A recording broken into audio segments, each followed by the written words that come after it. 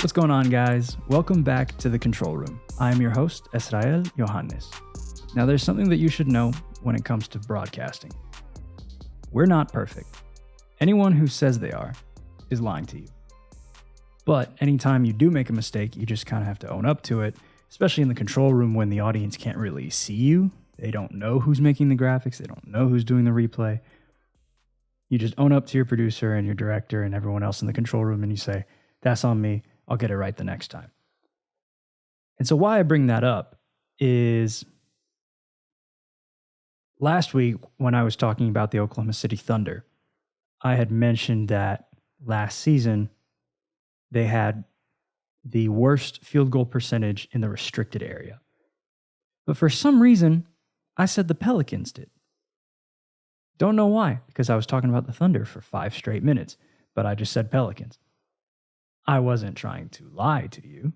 It's just what came out of my mouth, and I didn't even catch it in real time. I only caught it after the fact.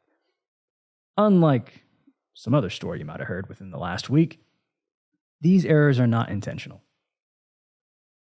But when they happen, you just own up to it. You say, that's my bad, you move on, and you get it right the next time. So just so we're clear, last season, the Thunder had the worst restricted area field goal percentage. I will actually reference that later in the show. The main thing to know when it comes to bouncing back from an error is what everyone in the control room tells you. The best thing you can do is to shake it off, because you don't want that one error to be clouding your mind and your judgment and have it cause you to screw up again. That's what makes it worse. The best people who face adversity in this business or in any business are the ones who can take a hit to the chin, say that it's my bad, get up, move on, and try their best to be perfect from that point forward. So let's say I have a wrong number in one of my graphics early in the show. There are 2 different paths that I can take after that. I can either let it derail the rest of the show, where I'm overthinking about everything else I've done past that point, or I can say, I'm going to brush that off, move on, and focus on getting everything from this point on correct. More often than not, the audience is not going to catch a slight error. Those in broadcasting who do it all the time are going to know. But then even those who are outside of that network might not recognize that it's an error because it's more internal. It's not the end of the world. You still have to move on. A show still has to be done. So that is the main priority whenever you run into an error of some sort. Now, you do your best up until the time you get on air to mitigate those errors. But from time to time, things slip. You can't cry over spoiled milk. You just have to move on. And when athletes do things like this, right, they'll have a mistake, and then the best thing for them to do, let's say they miss a free throw in clutch time, right? That doesn't give them the mentality that they should just sulk over it and then miss the next 4 free throws. What if they make the next 4 and then they don't have to worry about that? The result for them, at least, is binary in wins and losses. Broadcasting doesn't have that luxury. It's more subjective, but the mentality is the same. You just have to get up, move on, and be better the next time. With all that being said, let's break down everything that's happened in week 4 in the NBA for the Mavs, the Pelicans, and the Thunder. Let's start with the Mavs in this segment. Since the last episode, there have been 3 games for the Mavs. November 15th at Washington, November 18th at Milwaukee, and then November 19th at home versus Sacramento. And in those games, the Mavs ended up going 1-2. So against the Wizards, they won 130-117. That game felt like it was over in the first half, but let's break down what we have in the notes of this game. Tim Hardaway Jr. dropped a game-high 31 points off the bench, and how the Mavs even got a lead so big in the first place was because they exploded in the first quarter, and that will get broken down. That following Saturday at Milwaukee, they lost their first clutch game this season, 132-125. Kyrie dropped 33 in the second half, combined with Luka for 74. But the Bucks came back to win in the fourth quarter.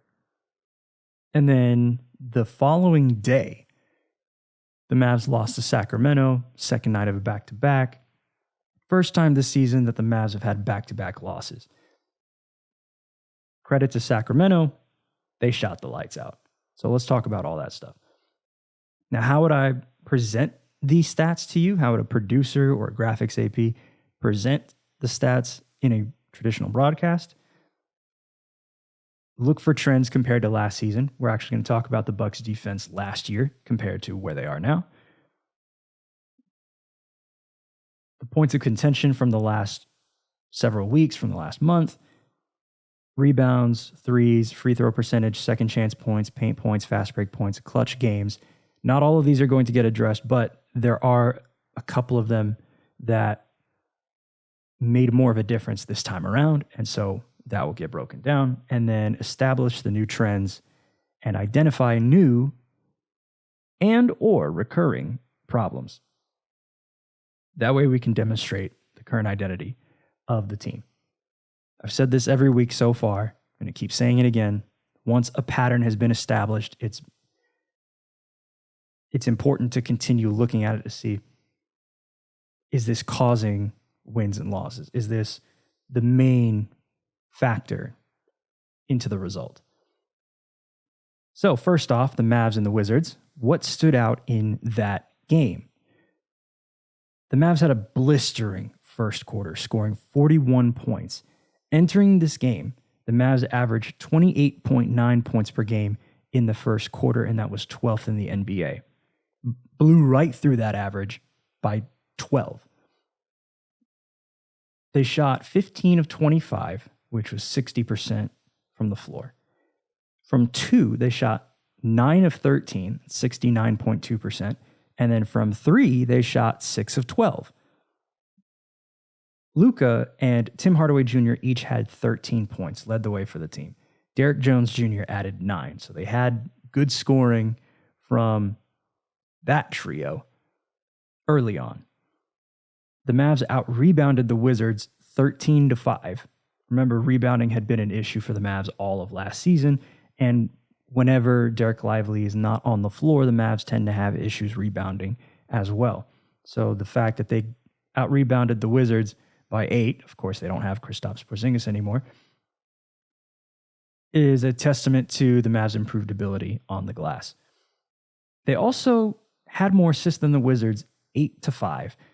And when you have 8 in the first quarter, that means you're on pace for 32. It doesn't always end up being accurate in terms of if you have 8 in the first quarter, you'll always have 32. However, in this game, the Mavs actually finished with 32 assists. And that is a high, not the highest mark, but that is a high mark for them once they cross 30 assists. And the Mavs also scored 6 points off of 3 Wizards turnovers, while Washington was held to 0 points off of 2 Mavs turnovers. Efficient. Always good to outscore your opponent in the miscellaneous categories. Another thing to note about this game as a whole, 3 Mavs scored 20 or more points, and 6 Mavs scored in double figures. It was the third game this season with 3 20-point scores, and the Mavs are 3-0 this season in those games. They started 1-2 in the first 3 such games last season and finished 9-14. Sounds odd. It just meant that for some reason, 3 guys scoring 20 was not a factor in winning games last year. But as of right now, they're undefeated. It was also the 3rd game this season with 6 or more double-digit scores. This year, the Mavs are 3-0 in those games. And last year, they also started 3-0 in those games, but finished 8-6.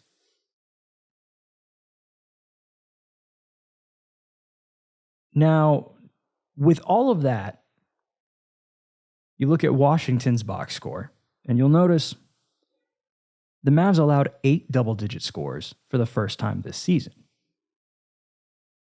Normally, when you have that many players on a team score 10 or more, you're bound to lose the game. The Mavs blew them out in the first quarter, first half.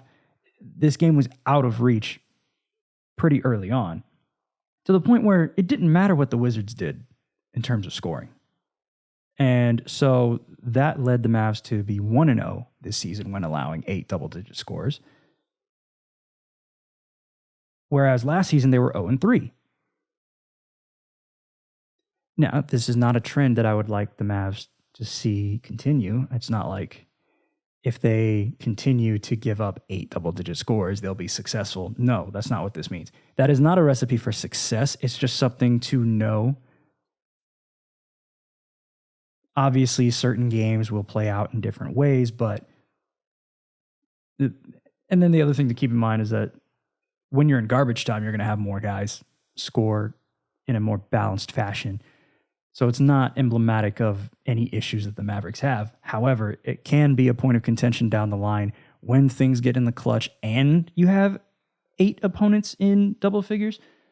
Then it can get a little tricky. Then you can start looking at your defense and say, we need to fix that. But for now, celebrate the win, move on to the next game. A recurring problem, though, before this game, going into this game, and now in this game, the Mavs shot 17 of 29 from the free throw line. That's 58.6%. Last year, the Mavs had 9 games shooting below 60% free throw percentage, which actually tied the most in the NBA with Denver of all teams. The Mavs ended up at 3-6 last year in those 9 games. When you don't shoot free throws well, you don't win games. And Denver actually had a similar record in their 9 games shooting below 60%. So for them, they weren't successful when they missed free throws. They just happened to be so good everywhere else that they ended up winning the title.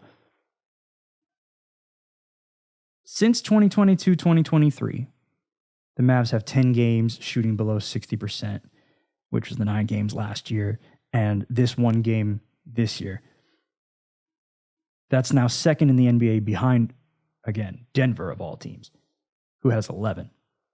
Something to keep in mind that if it becomes a recurring pattern game by game by game by game, then it is very important for the Mavs to address. If it's a one-off and they improve, well, it was just a weird game where they weren't making free throws. Not the end of the world. So let's talk about the next game. The Mavs at the Bucks. The Mavs had 2 days of rest going into this game. And so much happened with this superstar matchup. You have Luka, you have Kyrie, and then on the other side, Damian Lillard, Giannis Antetokounmpo. It lived up to the hype in terms of having your superstars come into one game and show out in many different ways. And boy, did Kyrie Irving show out. He scored a season-high 39 points. 33 of those points came in the second half. That's the most points in any half that he's had with the Mavericks. The second most points in any second half in his career. The third most points in any half of his career. And his 5th career half with 30 or more points. Scoring savant. Kyrie Irving. He's outstanding. And it's fun to watch him go off the way that he did in that second half. Luka added 35 points combined with Kai for 74. They out-rebounded Milwaukee 49-41 and matched paint points at 56. On top of that, in the pregame show before this game, on Mavs Live, we had talked about the slipping defense of the Milwaukee Bucks. In 2022 and 2023, these are the three categories we're going to rank between last year and this year. Their defensive rating, opponent field goal percentage, and opponent fast break points. So last year, 2022, 2023, the Bucks defensive rating was 110.9, which was fourth in the NBA. They held opponents to 45.6%, and that was second.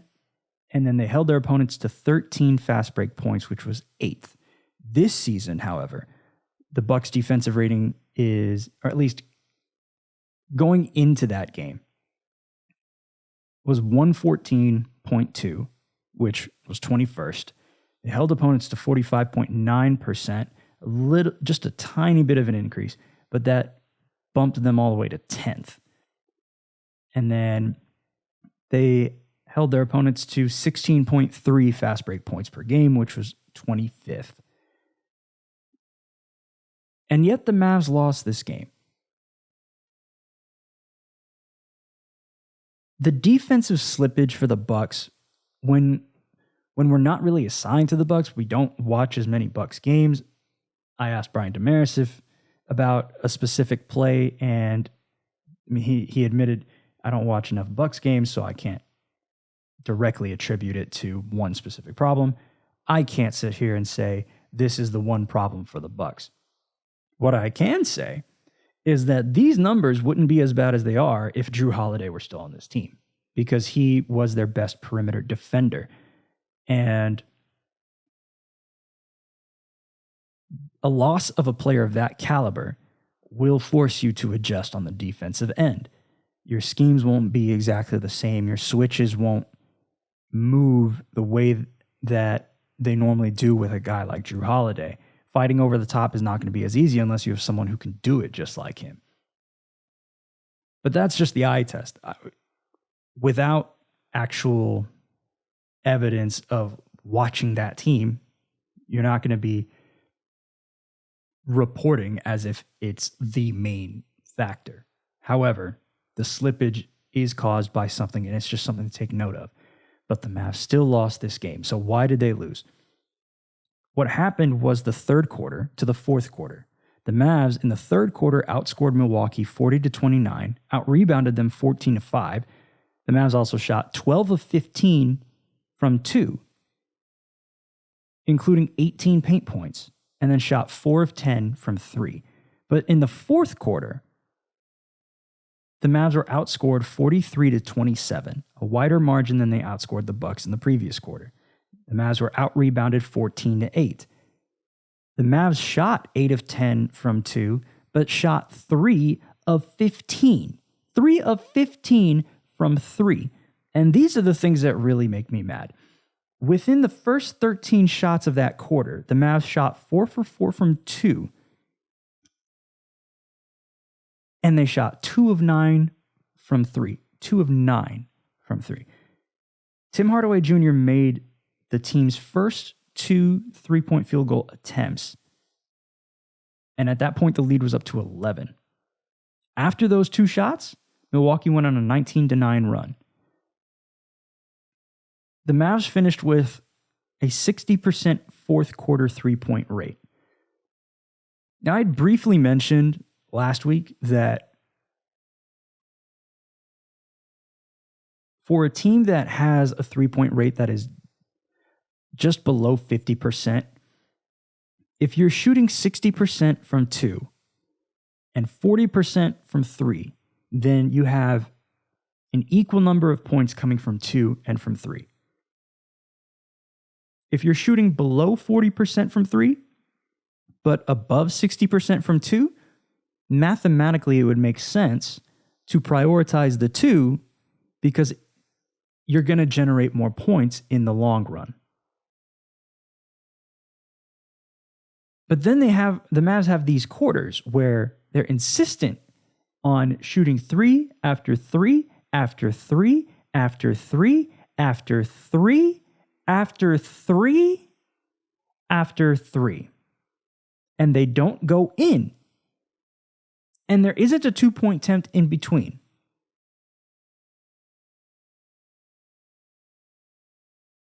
Situations like this baffle my mind because I understand when I talk to people who've played the game, people who have been shooters in this game, shooters shoot, it's a confidence thing. They know that eventually it's going to go in.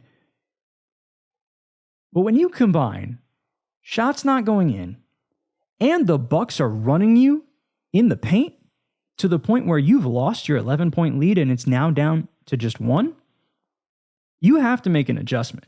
There's just no way that you can sustain this idea that eventually your threes will come and somehow that will win you the game. You're actively losing the game. And you have already proven success by shooting perfect from inside throughout that quarter. So why are you letting the lead slip away?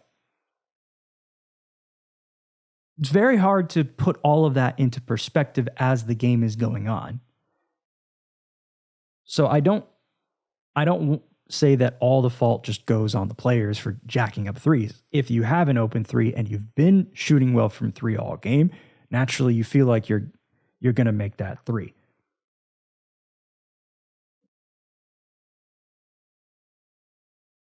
But the numbers don't lie. Eventually, you're going to lose games if you keep shooting threes and miss them consecutively, despite shooting well from inside. If you weren't shooting well from inside, that's a different story. But they were perfect from inside up until 5:17 remaining in the fourth quarter.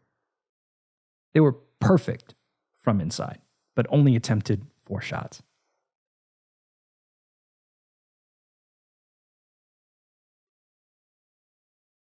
This is just something to monitor as the team continues their season. More situations like this will help hopefully prepare them for recognition in how they can move within the 2-point versus 3-point battle. Will they prioritize actually going more inside? And not having Derek Lively on the floor throughout most of the second half contributed to this. But Luka and Kai can get in the paint on their own. Tim Hardaway Jr. can finish at the basket. Although Grant Williams scores most of his points from outside, he can also finish at the basket. And Dwight Powell can also score at the rim from time to time. So then you also have Josh Green. And it's not just him, right? You have Jaden Hardy. There are multiple scoring options. Derek Jones Jr. The more that I think about it, the more that it makes sense that you have guys that can actually get to the rim and make these twos. It's not hard. It's just, it has to be intentional. The 3-point identity, where you live and die by the 3, can be the difference between winning games here and there throughout the season. And then when the season ends, you're going to be thinking about a couple games that may change your seeding. For the Mavs, they were only a few games out of the play-in.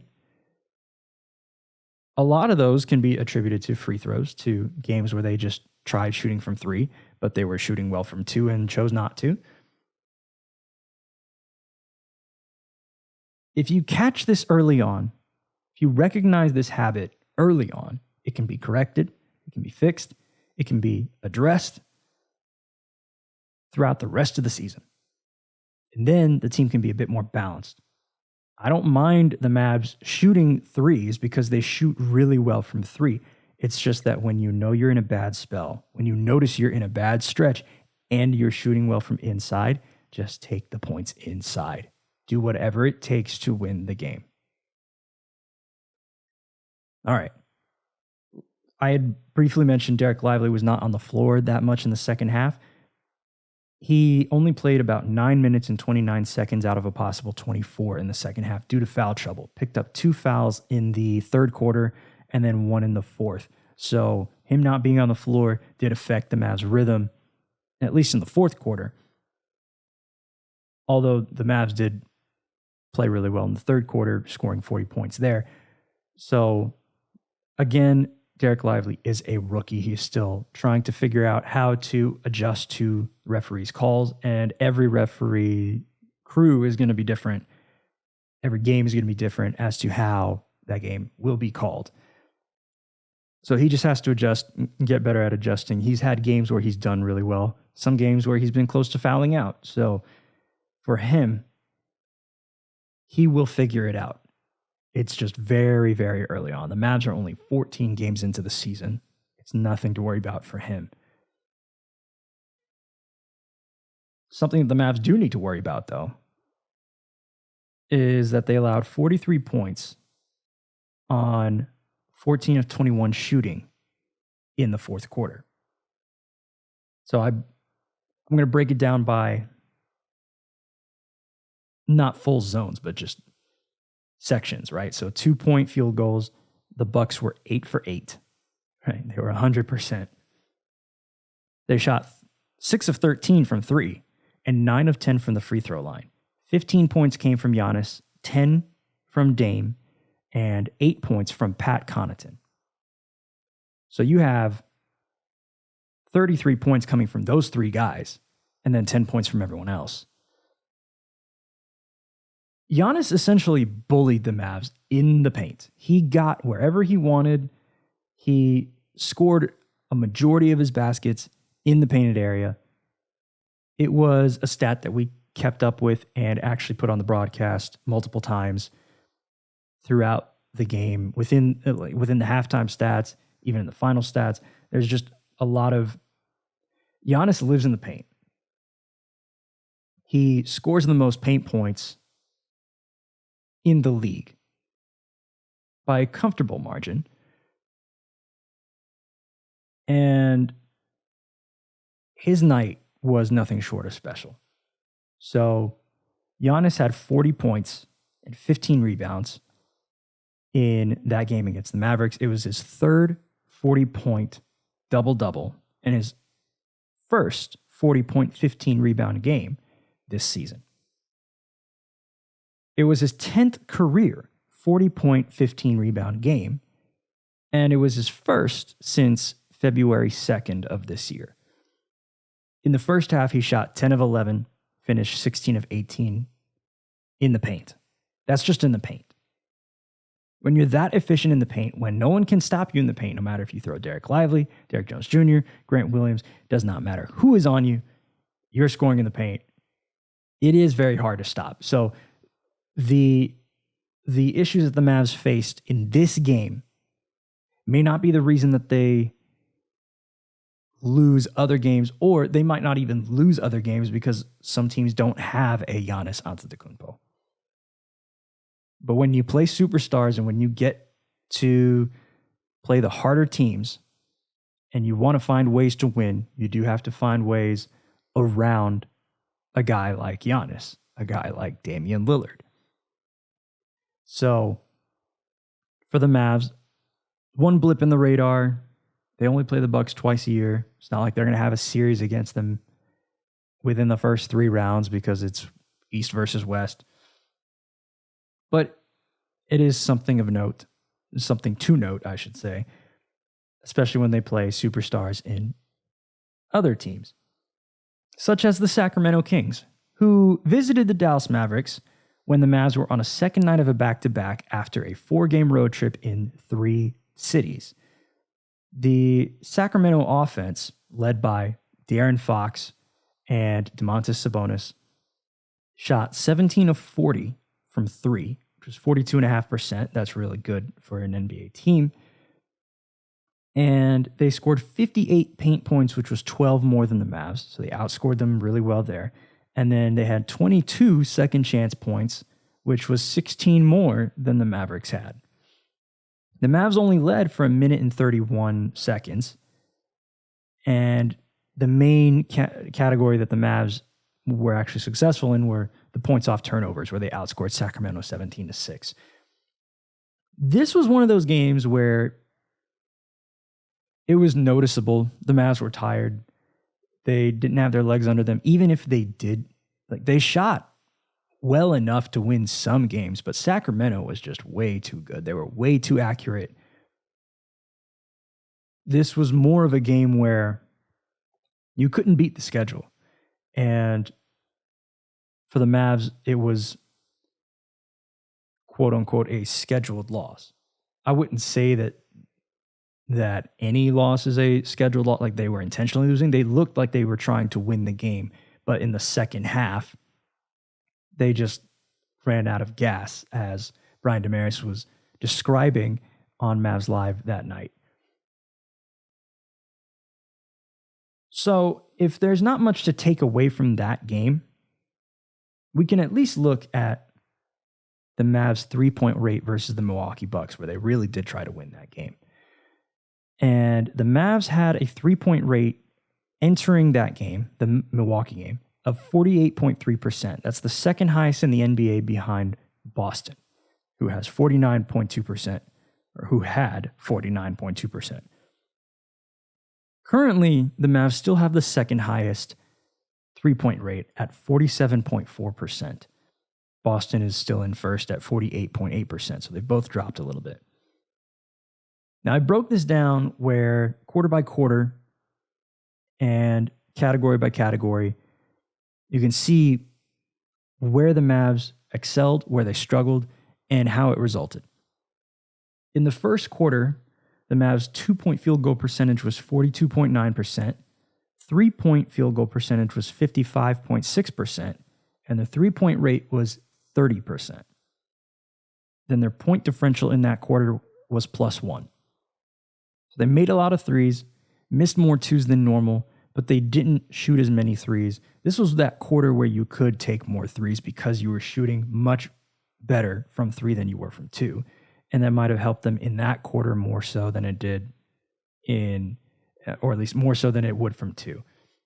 In the second quarter, the Mavs shot 60% from two, 30.8% from three, with a 56.5% three-point rate. Remember that threshold, 60% from two, 40% from three, at a 50% three-point rate means that's even on both sides.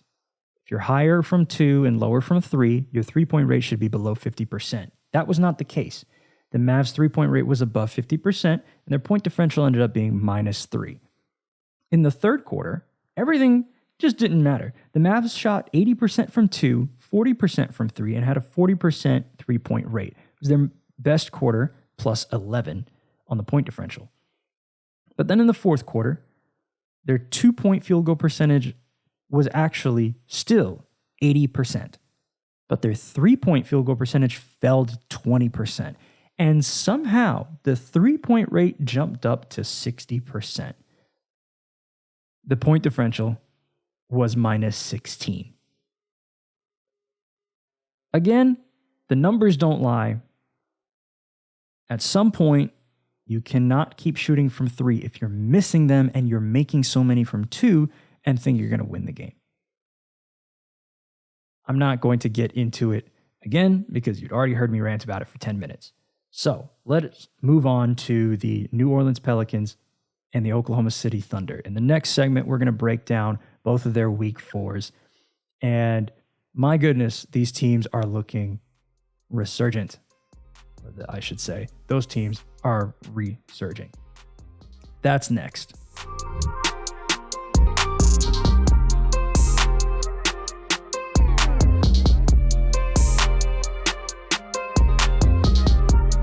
Okay, let's break down the Pels and the Thunder in both of their week fours. First off, the Pelicans got back to 500, and in the last couple of weeks, the Pels' three-point defense and their paint defense have been a point of contention. I'm going to break down more of their three-point defense over their last three games, where against Denver, they held Denver to 10 of 40, which is 25% from three, and the Pels won that game 115-110. They did lose to Minnesota by 1, and Minnesota did shoot well from 3. They shot 13 of 31, which was 41.9%. Lost with a final score of 121-120. And then against Sacramento, who they caught on a second night of a back-to-back, much like the Kings caught the Mavs on a second night of a back-to-back, the Pels held the Kings to 11 of 45 from 3, which was 24.4%, and they won the game 129-93. So among that three-point defense, let's break down quarter by quarter throughout the season the Pels defense. In the first quarter, the Pels held opponents to 31.7% on 9.9 three-point field goal attempts. In the second quarter, it was 27.7% on 11.4 attempts.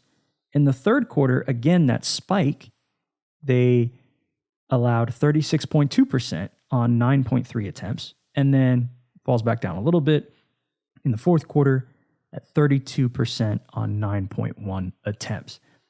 Something to keep in mind, though, in the Pels' last 7 games, they've allowed 15 of 65 from 3, which is 23.1%. So the trend is still the same. They hold opponents to poor three-point shooting in the first quarter, even poor three-point shooting in the second. Then in the third, teams seem to be at their best. And then in the fourth, they fall back just a little bit. And although those percentages dropped, each one of them dropped by a little bit, the trend is still the same. However, in their last 7 games, that 23.1% fourth quarter opponent three-point field goal percentage is important to note because the return of Herbert Jones has been nothing but extraordinary. Because since his return from injury, November 14th versus the Mavericks, Herb Jones is averaging 14.5 points, 59.4% field goal percentage, 54.5% three-point field goal percentage, 87.5% from the free throw line, 5 rebounds, 5 assists, 2.8 steals, and 1.8 blocks per game. Last week, I'd mentioned he is the defensive anchor on the perimeter for this team. And although I haven't been able to watch as many Pelicans games in the last week, him being on the floor, at least from what I've seen from him over the last 2.5 seasons, him being on the floor helps the Pelicans way more than him missing games.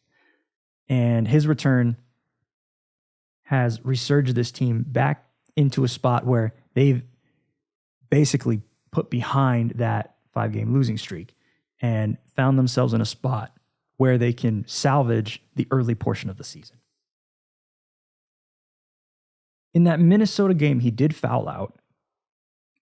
He fouled Rudy Gobert with 29 seconds left. Rudy missed both free throws. But then after Brandon Ingram hit one of 2 free throws, Karl Anthony Towns hit the game-winning shot, and then B.I. missed his last attempt. And so that was how that game went final, and the Pels lost by 1. But Herb Jones being on the floor has only helped the Pels. So, who got next? The Pels play the Kings again, but this time the Kings are rested. Remember, the Kings were on a second night of a back-to-back in their previous game after beating the Mavs in Dallas. So this time around, the Pels do have to know this team is going to come with a vengeance. De'Aaron Fox is probably going to go off. It's going to be very hard to limit Sacramento to that level of three-point shooting that the Pelicans have been holding opponents to, considering how well Sacramento shoots the 3. But if the Pelicans defense can hold on, and if they can put Domantas Sabonis in foul trouble, right? That matchup between him and Jonas Valanciunas is going to be very interesting. Whoever can be on the floor longer, whoever can affect the paint more, is probably going to win that matchup. Now, let's move on to the Oklahoma City Thunder. The Thunder are on a 5-game win streak. I don't get to work the Thunder in a week, and suddenly they're one of the best teams in the NBA. They've beaten the Phoenix Suns in Phoenix. They've beaten the Spurs. They've beaten the Warriors twice in San Francisco. And they've beaten the Portland Trailblazers in Portland.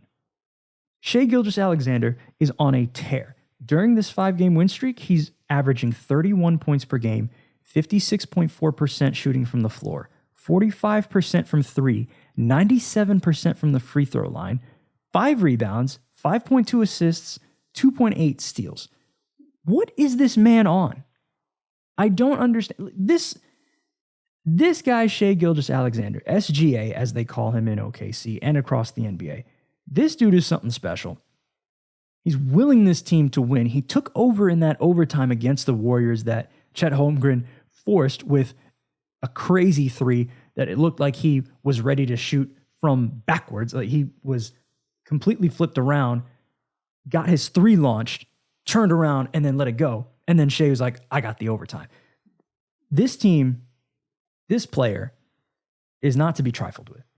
This season, SGA is scoring 29.6 points per game, which is 6th in the NBA. He also averages 2.5 steals per game. That's 1st in the NBA. Leads the NBA in drives at 21 per game. The next most is LaMelo Ball at 18.5. No one in the NBA has more than 20 except Shai. 20 drives except Shai. So he really disrupts defenses by penetrating the defense and forcing any kind of double team. If they double him, well, he can pass it out to shooters out on the wing. If they don't double him, he's going to beat you one-on-one. Very much like Luka, but he has, as Nancy Lieberman would know this more than I would, but the way that Shai plays, he's so fast. He's stronger than he looks. He's nifty. He's crafty at the rim. He's just one of those players that you can't stop. Much like Giannis in the paint, you can't really stop Shai. The only one who can stop him is himself. So the Thunder will go as far as Shai will take them. But let's look at his surrounding pieces, or at least his most hyped surrounding piece in Chet Holmgren. When he played Victor Wembanyama, it wasn't as big of a matchup as we thought it would be. However, in his last 3 games, Chet is on fire. He's scoring 21.7 points per game, shooting 68.6% from the floor, 44.4% from 3, 92.9% from the free throw line. He's rebounding 8.7, 2.3 assists per game, 2 blocks per game. And he's only fouling at a rate of 1.7 per game. Normally when you're a big guy and you have to protect the paint, you're going to foul a little more often, much like Herb has been fouling a little bit more than he would like to since his return. Chet is not fouling in his last 3 games. That's the mark of an efficient defender, the mark of a really good defender, one who can time getting his hands on the ball, one who can really affect offenses without putting his team in bad situations. So much of this streak, as much as it has to do with Shai, has to do with Chet rising to another level. And it's exciting to see where he is now, and I want to see where he's going to go next. This season as a whole, Chet is averaging 17 points per game, second among rookies behind Victor Wembanyama, averaging 2.1 blocks per game, which is 5th in the NBA, second among rookies behind Victor Wembanyama. This time, though, he has 5 double-doubles, and that is tied for 1st among rookies with Victor Wembanyama. So this race is getting a little bit interesting. It's not clear-cut that Victor might win the Rookie of the Year. Chet Holmgren is making a case, hey, I know I was out all of last season, but I'm not to be played with. This man could somehow, if he continues this stretch and Victor doesn't come back and resurge the way that he did, scoring 38 points within the first couple weeks, Chet could win Rookie of the Year. It's not a far-fetched argument. The Thunder as a team are exciting as well because they block at a rate of 5.8 blocks per game. That's 8th in the NBA. They shoot 50.3% from the floor. That's 2nd in the NBA. 41% from 3, which is 1st in the NBA. And they are the only team that shoots above 40% from 3 as of right now, as of this recording. They are also leading the league in free throw percentage at 86.7%. So again, they're shooting.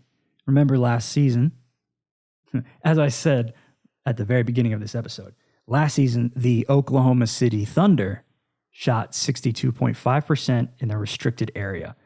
That was 30th in the NBA. They're currently 65.6%, which is a little bit of a drop from last week at 65.9%, but they're still 18th in the NBA.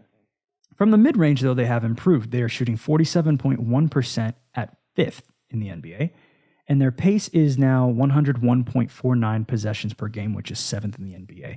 They are now tied 6th in the NBA with 8.6 steals, and they are completely 6th in the NBA with 19.5 points off turnovers. So this team, they're fast, they're gritty, they play defense, they shoot the lights out, they have a superstar, they have a great rookie, they have great pieces. They're 10-4 in the West.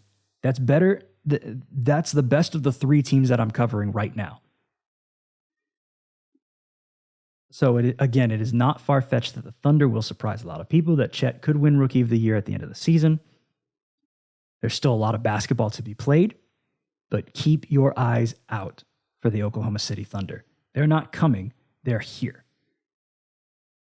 Last but not least, we are going to talk about the in-season tournament because we have some teams that have clinched groups, and we'll check out the upcoming topics going into next week. That's up next.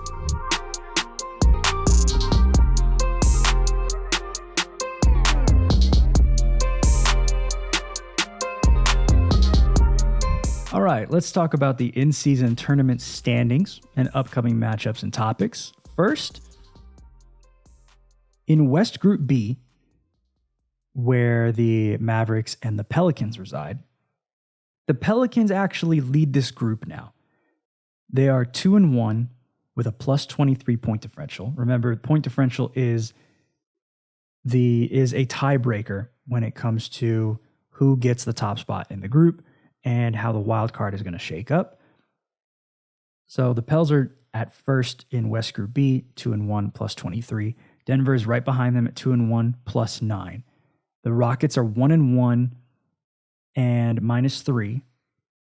At fourth, the Dallas Mavericks are 1-2 minus 14.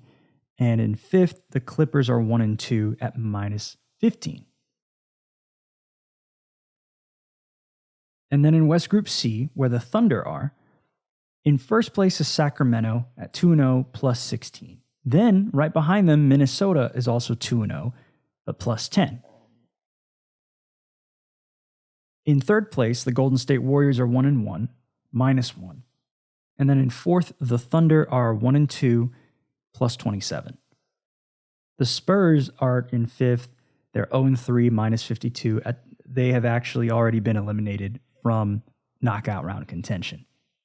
So now that we've broken down those standings, let's talk about who's clinched so far. Only 2 teams have clinched a spot in the knockout rounds. That first team, the Indiana Pacers. They went 3-0, and they have a point differential of plus 16. No other team in East Group A has 3 wins so far. Everyone has already lost a game except Indiana. So Indiana will take this game. They still have one more game against Detroit.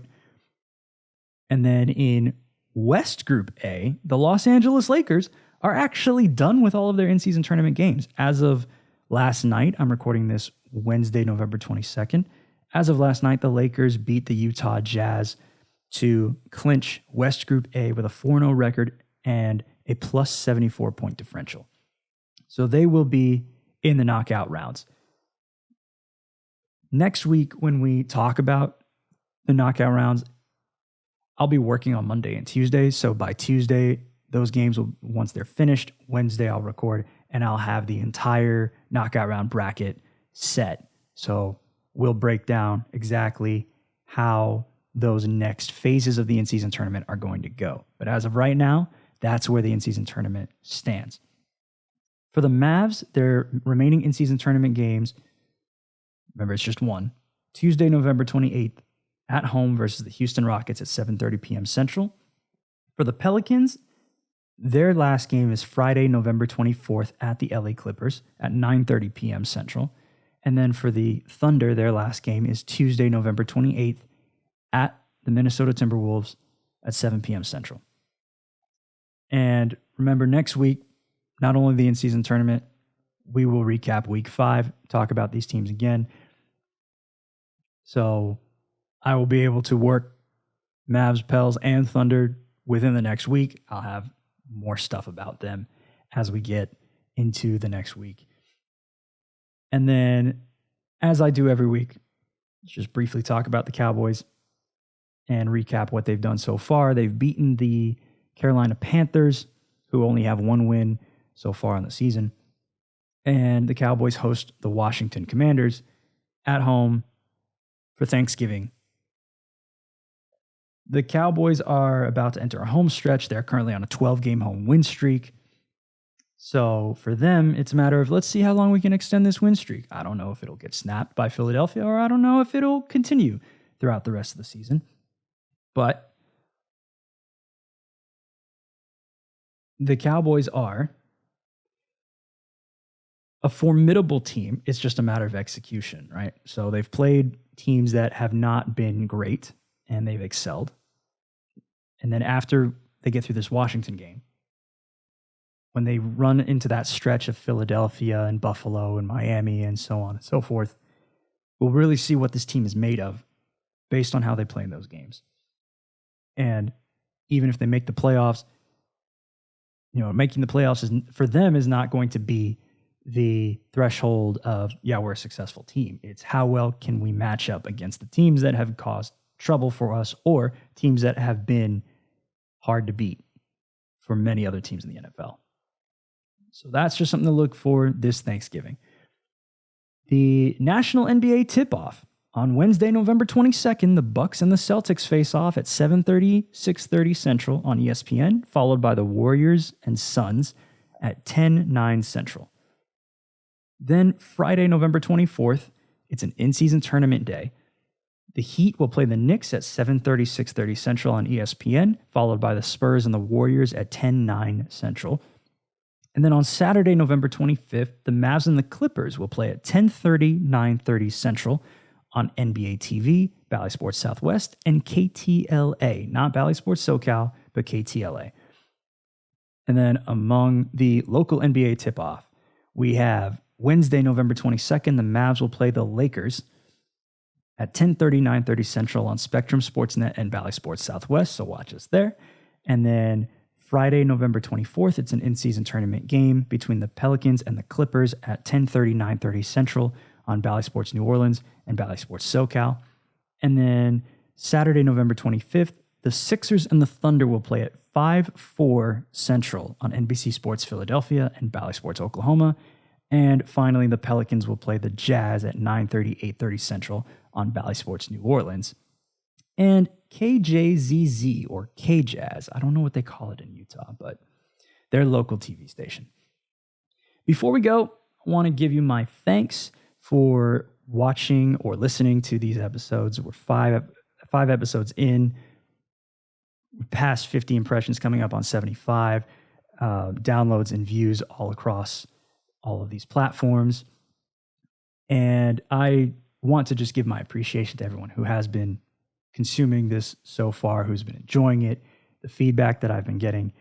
It is, for me, a sense of gratitude that I get to be able to do this kind of job, but that I also have found a way to do my own thing with getting this type of content out to you guys.